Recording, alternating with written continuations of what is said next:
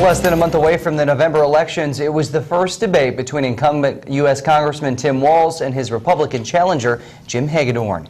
Good evening and thanks for choosing ABC 6. I'm James Wilcox. And I'm Laura Lee. ABC 6 sponsored tonight's debate, which took place at Century High School in Rochester. From jobs to health care, both candidates tackled key issues facing voters this November.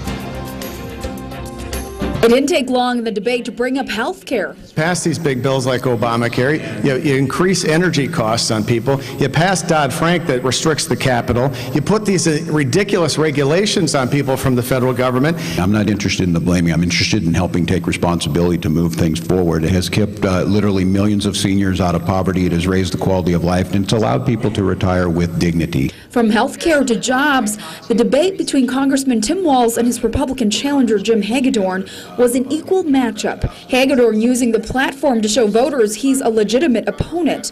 Walz focusing on his experience and track record. You saw those reflections both in the Farm Bill, in some ethics reform in the Stock Act, and then moving forward to fix for our veterans what needs to be done. One message was clear. Hagedorn focused on returning control to local governments, criticizing not only Walz, but President Obama. In a grander scale, though, I believe this. I think that the monies in Washington, D.C. for transportation should be sent back to the states in order to have the governors and the legislatures decide how those monies are spent best. But the debate turned personal when the issue of Veterans Affairs came up.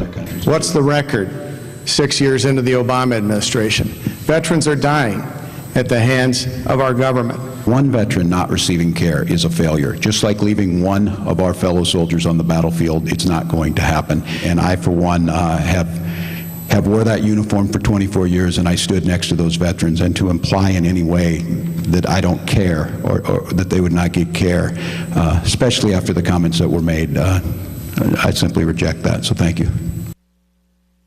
An interesting debate. Now, we did talk to political analyst Shane Baker afterward to get his take on how the candidates did.